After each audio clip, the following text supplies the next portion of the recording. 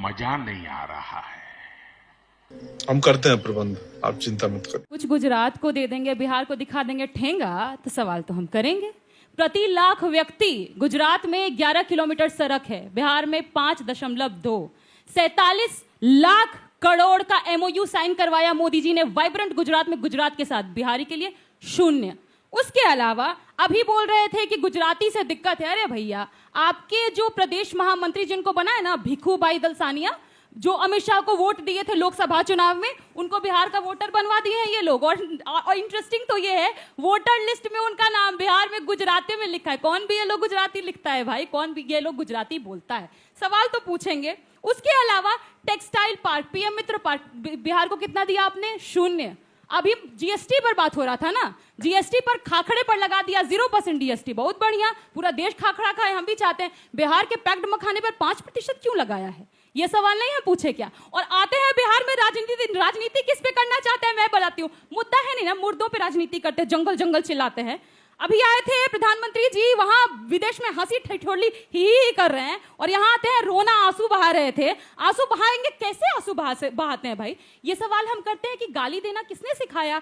सबसे पहले ये खुद पहली प्रति दिखा रही हूँ, क्योंकि I have come with every proof. पहला प्रति है कि इनका जो प्रदेश अध्यक्ष है हिमाचल का, सतपाल सिंह सत्ती, भरे मंच से गाली देता है राहुल गांधी जी की मां को। दूसरा है प्रदेश अध्यक्ष, दूसरे है बिहार के दिलीप जायसवाल जी, सब तो एक पर एक हैं।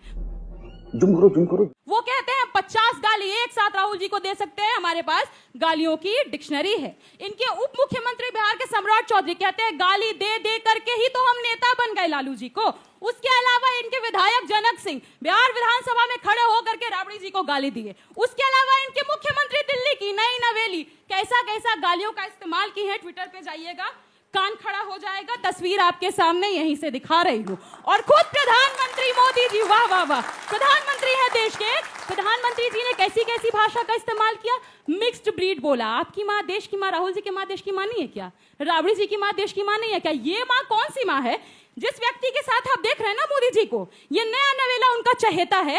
ये व्यक्ति बोलता है देश की दलित महिला को ये सुनना चाहिए। ये व्यक्ति लिखता है अपने अकाउंट से कि इस दलित महिला को सारिका पासवान का साड़ी साया खोल के रोड पर नग्न घुमाया जाएगा, और इसके सामने प्रधानमंत्री खड़े हैं। देश आज शर्मसार है अंजना जी, क्योंकि ऐसे प्रधानमंत्री जी पता है क्या बन गए हैं? एचओडी बन गए, हेड ऑफ डिपार्टमेंट। किस चीज के? गालियों की संस्कृति के। और आज गौरी लंकेश जी कर लिया, वापस आज के विषय पर आते हैं। बस एक लाइन। आज गौरी लंकेश जी की पुण्यतिथि है, जिनको गोली मार दी गई थी। कौन लोग थे हम जानते हैं। उसको गाली देने वाले लोगों को प्रधानमंत्री जी फॉलो करते हैं। झूठ है, झूठ है।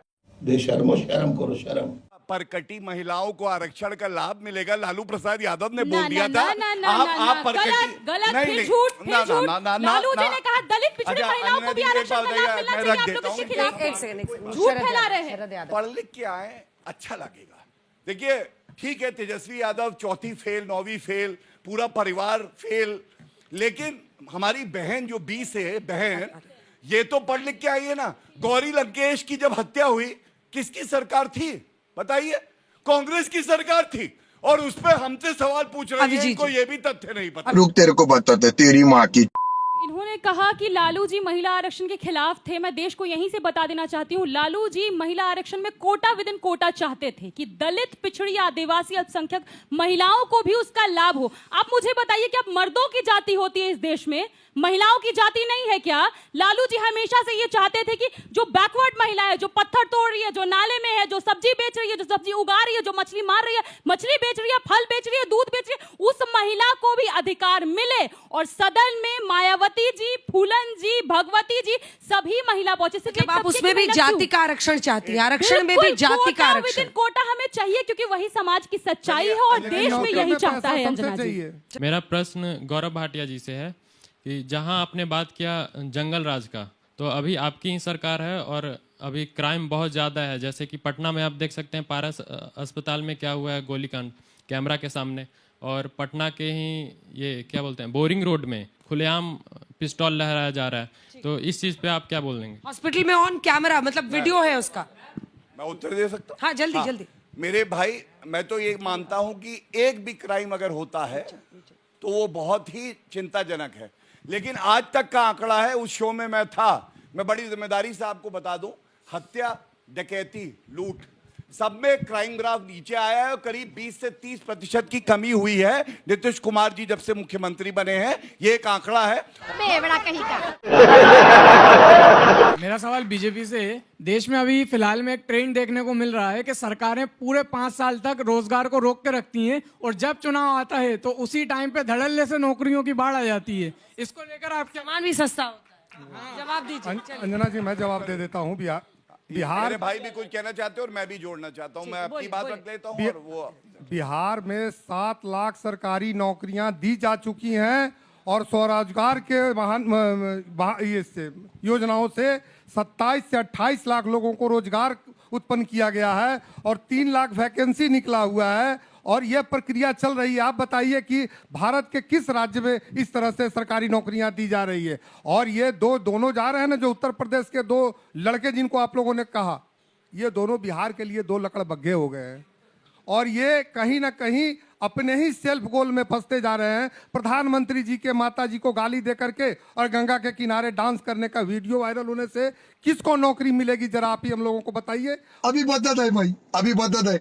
आप लोग इसको बिहार गुजरात क्यों कर रहे हैं? हमारे संविधान में ही सबसे पहला जो लिखा है ना sentence, we the people of India, तो वी द ये तो लालू जी को बताइए ना। नहीं हम वी लालू जी को बताइए, मुझे क्यों बता रहे हैं? लेकिन आपको इसलिए बता रहे वो हैं, इटालियन आपको इसलिए संविधान बता पढ़ रहे हैं रहे हैं क्योंकि बिहार का होने के बावजूद अगर आपको बिहार का दर्द नहीं दिखता है तो बताना तो बिहार की बात कीजिए ना। बिहार की बात इसलिए करते हैं गुजरात कि से कंपैरिजन करके क्या देश होगा? के प्रधानमंत्री होने चाहिए पर उनका रवैया झुकाव जो रहता है ना वो गुजराती के प्रति रहता है। प्रति अच्छा, उस बच्ची को देख के बोलिए, उसका जवाब दीजिए। चिल्लाने से नहीं होगा। नहीं, वो कह रही है इंटीग्रेशन का क्या होगा?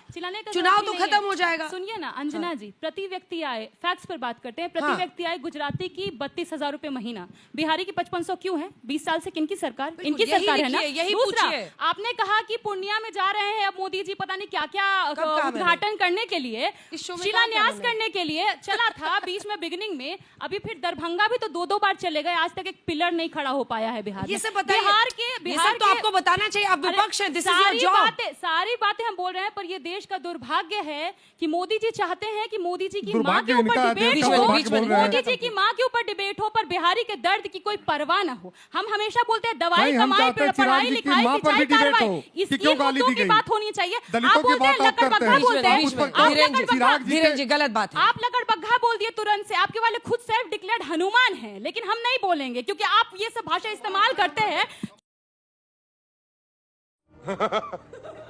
आखिरी बात यह है अंजना जी कि इन्होंने कहा 20 से बलिदान और 20 से बिहार, तो बलिदान तो सैनिक देते हैं ना। हमारे बिहार के सैनिकों ने बलिदान दी ऑपरेशन सिंदूर में। जब मोदी जी बिहार आए, पोस्टर और बैनर बड़े बड़े चमचमाते हुए मोदी जी के लगे थे। किसी सैनिक का पोस्टर क्यों नहीं लगा जिसका बलिदान दिया गया? वो तो सवाल हम करेंगे। मैं उत्तर नहीं, एक मिनट। प्रधानमंत्री जी भी बार बार बिहार आ रहे हैं और आपको पता होगा कि जब पहलगांव का एक वाकया हुआ था उसके बाद सीधा वो विदेश यात्रा छोड़कर बिहार आए थे, मधुबनी आए थे और उन्होंने बहुत ये कोशिश की कि किसी तरह बिहार की जो समस्याएं हैं, वहाँ की जो परेशानी है, वहाँ की जो दिक्कतें हैं, जो बेरोजगारी है, जो मुफलिसी फैली हुई है, वहाँ पर जो जल जमाव का समस्या है, जो आर्थिक विषमताओं का समस्या है, सब नज़रअंदाज करके वो एक राष्ट्रीय मुद्दा बना दे। ये बार बार उन्होंने बाद में भी किया। विक्रमगंज की रैली में प्रधानमंत्री वहां पर गए और बिहार की समस्याएं तो भूलकर उन्होंने और चीज बातों को शुरुआत कर दी। सिंदूर के बारे में कर रहे थे, और चीज के बारे में कर रहे थे। देखिए, बिहार का मुद्दा यहां से जाने वाला नहीं है, जो बेरोजगारी का मुद्दा है और सबसे ज्यादा जो मुद्दा है जिससे हमने एक रैली निकाली थी, जो एक वोटर अधिकार रैली निकाली थी कि आपका जो हक है वो छीना जा रहा है। आखिर लोकतंत्र में मैं पूछना चाहता हूं अंजना जी, लोकतंत्र में आपकी सबसे कीमती अमानत क्या होती है? आपका वोट होता है ना, यही आपका वजूद है, आपका अस्तित्व है।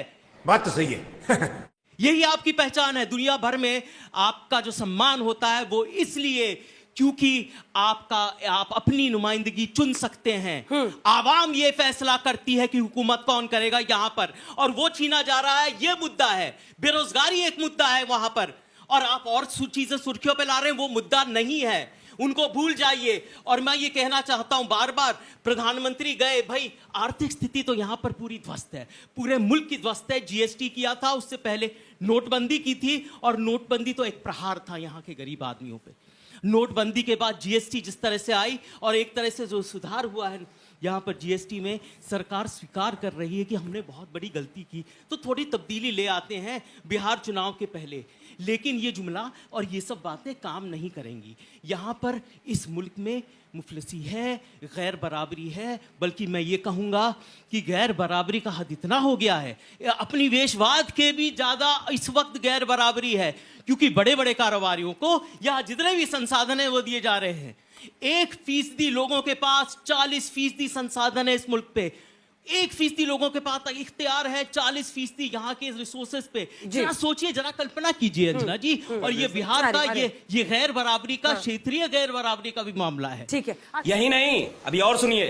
ये जीएसटी की बात करते हैं, सिगरेट पे इन्होंने 40% जीएसटी लगाया है और बीड़ी पे 18% जीएसटी तो इन्होंने ही लाया है, ये तो विपक्ष लेके नहीं आया है। तो ये एक, बल्कि सेहत को नुकसान दोनों देता है, सिगरेट भी नुकसान देता है और बीड़ी भी नुकसान देता है। तो इनकी क्या मानसिकता है? ये कोई राजनीतिक दृष्टिकोण है? भाई बताइए। सर, मेरा नाम मंथन है। मेरा आपसे एक क्वेश्चन था कि हर नेता यहाँ पर आके बोल रहा है कि हमने जीडीपी के स्लैब्स में रिफॉर्म्स लाए हैं, बट उसका किसी ने हमें नेगेटिव साइड नहीं बताया कि हमारी जो जीडीपी उससे बढ़ेगी, बट उसके साथ इन्फ्लेशन भी बढ़ेगा। बिकॉज कम जीएसटी मतलब होता है कम खर्चा मतलब डिमांड ज़्यादा होगी लोगों से, और जिसकी वजह से हमारा इन्फ्लेशन बढ़ेगा। क्या आपने कभी इसके बारे में सोचा है? मेरे भाई, पहली बात तो मैं आपको बता दूं कि जीएसटी का सपना भी इन्होंने ही देखा था और सपने को पूरा मोदी जी ने किया। और इन्फ्लेशन की दर इनके समय में डबल डिजिट होती थी, अभी 2.5 से 3% है। और हमारी ग्रोथ कहाँ है? मेजर इकोनॉमीज में सबसे ज्यादा 7.5%।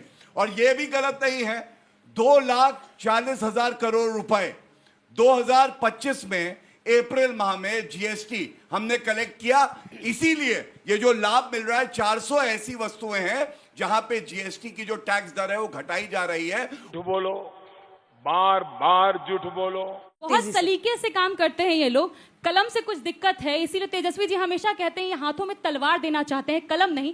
कलम पर ही जीएसटी बढ़ाया गया। आप देखिए 12 से 18 कर दिया गया। कहे किताबों पर हम जीएसटी घटा रहे 5% कर दिए, पर पन्नों पर जीएसटी बढ़ा दिया, मतलब मिला जुला के तो वही कर दिए। सीमेंट कंपनीज पे मैं बता रही हूँ 10 दिन पहले उतना ही प्रतिशत दाम बढ़ाया गया है जितना अभी घटाया गया है। सीमेंट कंपनी को कैसे पता चला कि इतना ही? जल्दी आप जीएसटी से पहले नोटबंदी आई, आप जानते हैं नोटबंदी कैसा है? चुप रहिए। अरे यार, तो ये गौरव जी, आप नहीं जानना चाहते क्यों नहीं लागू हुआ? आप बताइए। देखिए इनकी हरकत, ये देखिए यहाँ पर प्रमाण है इनकी फितरत का, इनकी तबीयत का। देखिए आप, अरे तो आप शांत रहिए। राहुल गांधी ने जो चिट दी थी उसमें उत्तर नहीं है इसका, इसलिए घबराए हुए हैं बेचारे। गौरव जी, हर इसमें उत्तर नहीं इनको है। आर्थिक स्थिति बड़ी कमजोर है, आर्थिक समझ, तो इसलिए ये ऐसे बार में हस्तक्षेप करते हैं। मैं आपको समझा देता हूँ। नोटबंदी आई, नोटबंदी आई, वो आर्थिक प्रहार था और उस समय जो हालत हुई यहाँ पर हमारा जीडीपी लूट गया। अरे यार, अच्छा Abhijit ji, but this is a valid question. मुझे माइक लेना पड़ेगा गौरव जी, थोड़ी देर। तो बताए अभिजीत जी, ये सवाल तो बनता है ना, जीएसटी हमारा आइडिया, फला महिला आरक्षण हमारा, लाए तो कुछ नहीं, किया क्यों नहीं? अरे जो हम लाए वो उसकी तो चर्चा करनी। रफाल कहते थे कि डील हुआ, लेकिन रफाल आया कितना? सिक्योरिटी बिल हम लाए, जो हम लाए उसकी चर्चा तो करनी है। अरे फिर ये शुरू हो गए। और अड़चने कौन डाल रहा था? ये भाजपा सरकार डाल रही थी। और मैं बताता हूं, उससे पहले जीएसटी से पहले नोटबंदी हुई। आपको याद है नोटबंदी के समय क्या हुआ था? उसके बाद जीएसटी लाए और जीएसटी में जितने भी छोटे लघु उद्योग थे, जिनको एमएसएमईज कहते हैं, वो खत्म हो गए, उनके शटर डाउन हो गए। उनके पास न वो ऑपरेशनल कॉस्ट थे, न लागत थी, न कोई संसाधन थे, न सीए को देने के पैसे थे, न अधिवक्ता को देने के कोई पैसे थे, और उनकी सारी एक तबाही हो गई। और आज तक यहां पर 7 साल के बाद उनको अचानक ये आया है कि हाँ, किसी तरह यहां पर तब्दीली होनी चाहिए। हमारी जो परिकल्पना थी जीएसटी की, वो बुनियादी तौर से बिल्कुल अलग थी। जीएसटी से फायदा होगा कि नहीं होगा? मैं और बता देता हूं। जीएसटी मैं बताता हूं।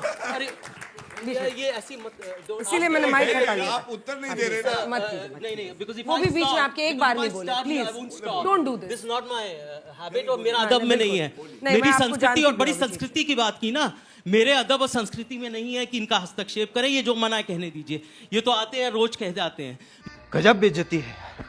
मैं एक और चीज बताता हूं, जीएसटी एक नकारात्मक टैक्स है, क्योंकि जो गरीब आदमी है वो भी जीएसटी देता है, और जो बड़ा सा बड़ा अमीर आदमी जिसका ये सरकार बहुत ज्यादा फायदा कर रही है, जो चंद जो कारोबारी हैं, जो व्यवसाय करते हैं, वो भी देते हैं, और ये एक नकारात्मक टैक्स है। तो आप समझ सकते हैं कि सबसे ज्यादा अगर जीएसटी के प्राइसेस बढ़ेंगे तो जो गरीब आदमी है सबसे ज्यादा मुतासिर होगा कि नहीं? तू समझा? खत्म।